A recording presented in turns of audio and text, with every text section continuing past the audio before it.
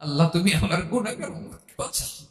বিশ্বনবী পাগলের মতো একবার হাউজে কাউসারে যাবেন, একবার সিরাতে যাবেন, একবার পুলসিরাতের দিকে, একবার হাউজে কাউসারের দিকে পাগলের মতো দৌড়াতে থাকবেন। তার কোন গুনাহগার উম্মত যাতে জাহান্নামে ঢুকে না যায়, সেদিন কেউ সুপারিশ করতে পারবে না বিশ্বনবী ছাড়া। কিয়ামতের ময়দানে ওই বিভীষিকাময় সময়ে মুসিবতের কালে মানুষগুলো পাগল হয়ে বিশ্বনবীকে খুঁজতে আরম্ভ করবে। সবাই মিলে বিশ্বনবীর কাছে যে বলবে, ইয়া রাহমাতাল লিল আলামিন, ইয়া খাতামান নবীন, রাহমাতাল লিল আলামিন। দেখেন আমাদের কি অবস্থা, কি কঠিন বিপদে আমরা আছি, দাঁড়াতে পারি না, সূর্যের আলোতে ঘেমে হয়রান। আজকে কেউ সুপারিশ করতে পারবে না। সব নবীরা অপারগতা স্বীকার করেছে, তারা বলেছে আপনি ছাড়া কেউ নাকি আল্লাহর সামনে দাঁড়াতে পারবেন না, আপনি একটু সুপারিশ করেন। বিশ্ব নবী বলবেন, আসো আসো, আজকের দিনে আমি ছাড়া আল্লাহর সামনে কেউ দাঁড়াতে পারবে না। বিশ্ব নবী মাকামে মাহমুদে যে আল্লাহু আকবার বলে সিজদায় লুটিয়ে পড়বেন, আল্লাহ রাব্বুল আলামিন বিশ্বনবীকে এমন কিছু চমৎকার শব্দ শিখাবেন, ওই শব্দগুলো দিয়ে আল্লাহর প্রশংসা করে বিশ্বনবী কাঁদতে আরম্ভ করবেন। বিশ্বনবী এমন ভাবে অজর দ্বারায় সিজদায় লুটিয়ে পড়ে কাঁদবেন, রব্বুল আলামিনের রহমতের দরিয়ায় জোশ লেগে যাবে। রব্বুল আলামিন এই দৃশ্য থেকে সহ্য করতে পারবেন না। রব্বুল আলামিন বলবেন, ইয়া মুহাম্মদ ইরফা রাসাক, ও নবী আপনি মাথা তোলেন, মাথা তোলেন, আপনার কান্না আমি সহ্য করতে পারি না। নবী আপনি মাথা তোলেন, সাল তুতা, আজকে আপনি যা চাবেন তাই দেন। নবী আপনি সিজদা থেকে মাথা তুলেন, সাল তুতা, যা চাবেন তাই দেব। ওয়াশফা তুশাফা, যার জন্য সুপারিশ করবেন তার সুপারিশ কবুল করে নেব। বিশ্বনবী এবার মাথা তুলবেন। যে বিভীষিকাময় সময়ে প্রত্যেক নবী বলেছেন আমি পারবো না, প্রত্যেক নবী বলেছেন নফসি নফসি, আমার কি হবে আমি জানি না, আল্লাহ আমারে বাঁচান। প্রতিটি নবী বলবেন নফসি নফসি, আল্লাহ তুমি আমারে বাঁচাও আমারে বাঁচাও। বিশ্বনবী মাথা তুলবেন, তুলে বলবেন রব্বি হাবলি উম্মতি, আল্লাহ তুমি আমার গুনাহগার উম্মতকে বাঁচাও। এই দুনিয়ার বুকে রব্বুল আলামিন সব নবীকে একটা করে দাওয়া মুস্তাজাবা দিয়েছেন, মানে যে দোয়া করলে কবুল হয়ে যায় সাথে সাথেই। দাও বিহা, দুনিয়ার সব নবীরা ওই দোয়াটা দুনিয়ায় করে ফেলেছে। সব নবীকে আল্লাহ একটা করে দোয়া দিয়েছেন, নবী দোয়া করলেই কবুল। সব নবীরা ওই দোয়া করে ফেলেছে দুনিয়াতে। বিশ্ব নবী বলেন আমি করি নাই। ওয়া ইন্নী আখতাবিউ দাওয়াতি শাফাআতান লি উম্মতি ইয়াউমাল কিয়ামাহ, আমার ওই স্পেশাল দোয়াটা আমি দুনিয়ার বুকে কঠিন বিপদে পড়েও কোনোদিন করি নাই। আমি আমার স্পেশাল দোয়াটা কিয়ামতের দিন আমার গুনাহগার উম্মতকে সুপারিশের জন্য রেখে দিয়েছি। আল্লাহ বলবেন নবী ইরফা রাসাক, মাথা তোলেন, আর কাটবেন না। বিশ্ব নবী মাথা তুলবেন, আল্লাহ বলবেন সাল তুতা, আপনি যা চাবেন তাই দেব। ওয়াশফা তুশাফা, সুপারিশ করে সুপারিশ কবুল করব। বিশ্ব নবী বলবেন আল্লাহ ওই স্পেশাল দোয়াটা দুনিয়াতে করি নাই, আজকে আমি তোমার দরবারে দাঁড়িয়ে কিয়ামতের দিন ওই দোয়াটা করছি। আল্লাহ আমার যে উম্মতের হৃদয়ে যাররা পরিমাণ ঈমান আছে, আমার একটা উম্মতকেও তুমি জাহান্নামে ঢোকাতে পারবা না। বিশ্বনবী পাগলের মতো একবার হাউজে কাউসারে যাবেন, একবার সিরাতে যাবেন, একবার পুলসিরাতের দিকে, একবার হাউজে কাউসারের দিকে পাগলের মতো দৌড়াতে থাকবেন।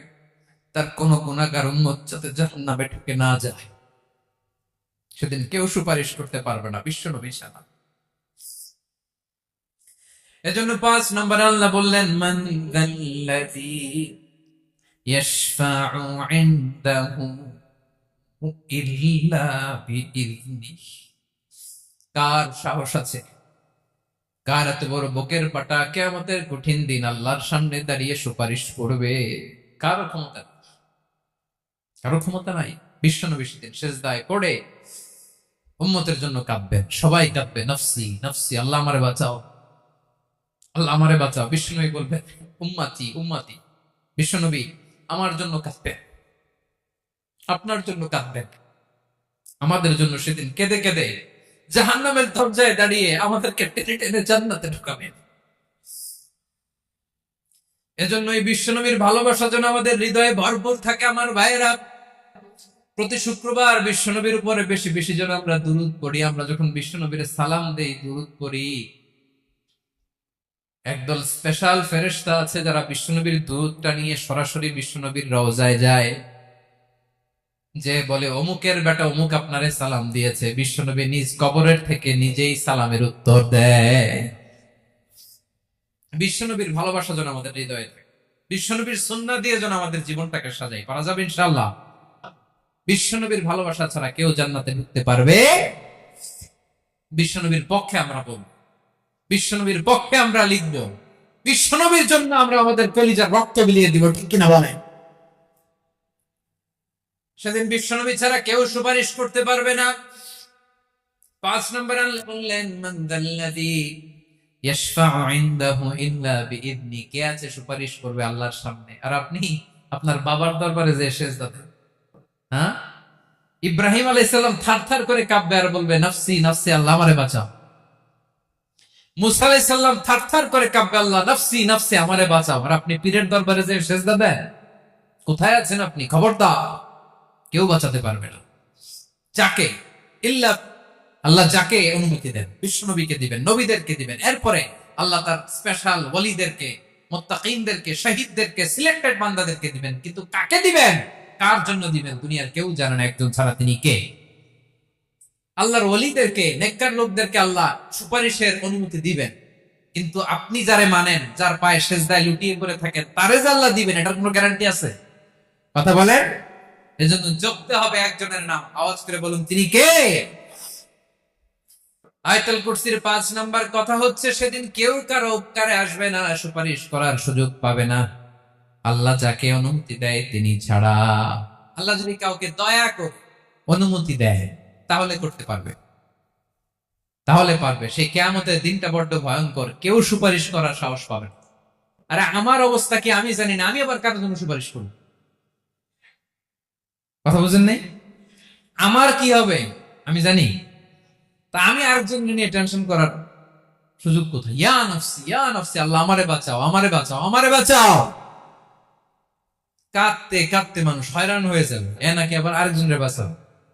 বিশ্বনবী বলেন, বিশ্বনবী একবার ছাগলের রান খাচ্ছিলেন, রান খেতে খেতে বিশ্বনবী বলেন, আনা সাইয়্যিদুন নাসি ইয়াউমাল কিয়ামাহ,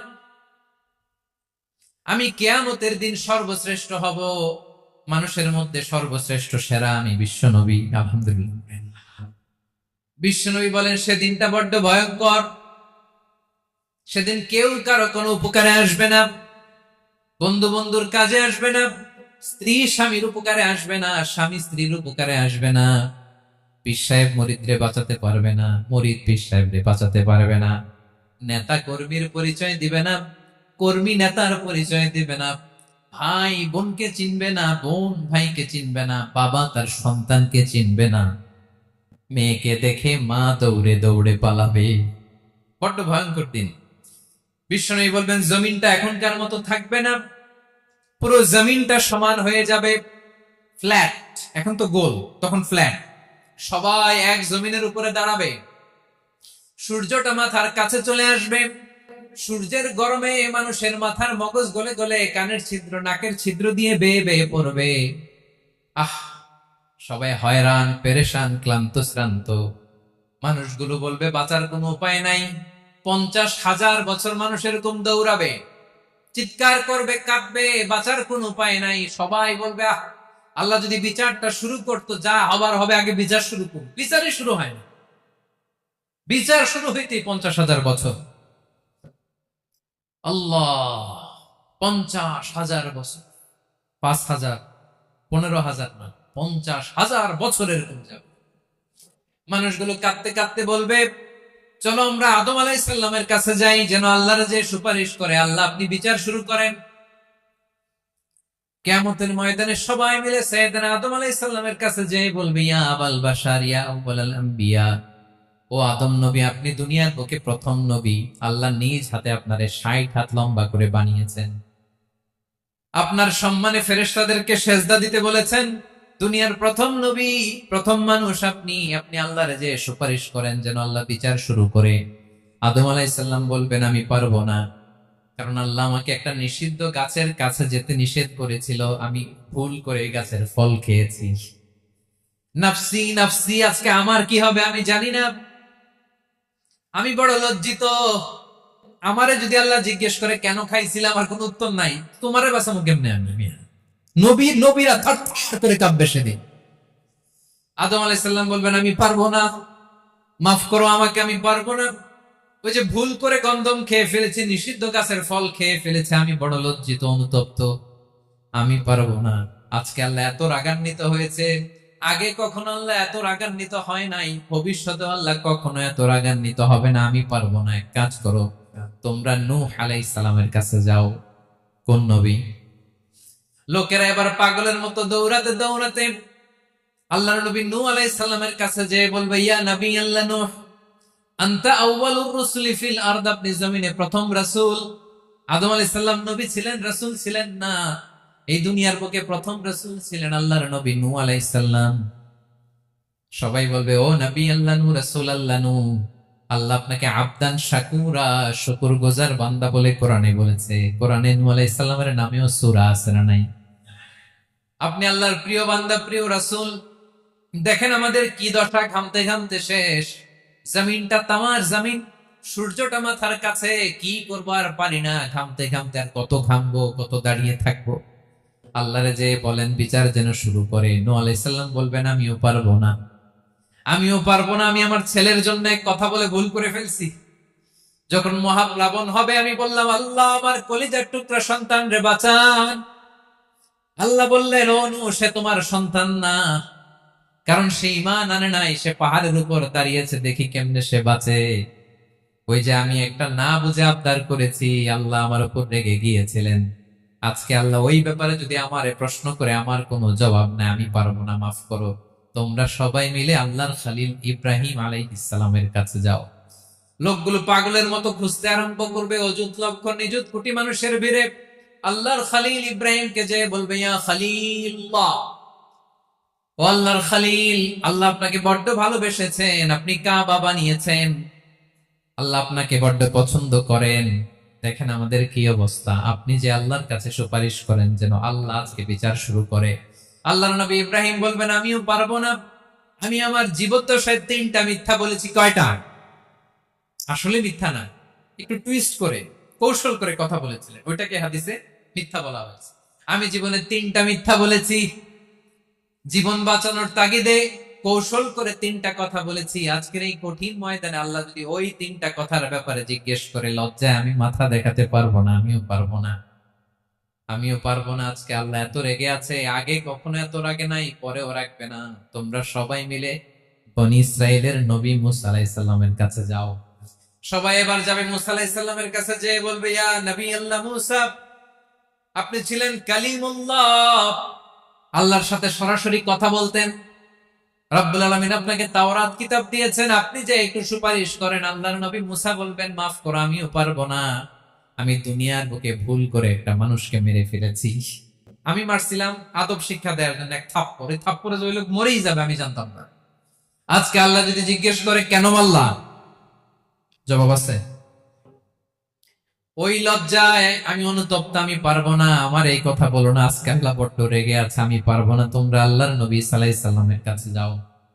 কিয়ামতের ময়দানে মানুষগুলো পাগল পাড়া হয়ে আল্লাহর নবী ঈসা আলাইহিস সালামের কাছে যাবে, যে বলবে, নবী ঈসা আপনি রূহুল্লাহ, বাবা ছাড়া আল্লাহ আপনাকে বানিয়েছেন, ইনজিল কিতাব দিয়েছেন, মৃত মানুষকে আপনি জীবিত করতে পারতেন। আজকের এই কঠিন বিপদের দিনে আপনি আমাদের সাহায্য করেন। আল্লাহর কাছে যে বলেন যেন বিচার শুরু করে।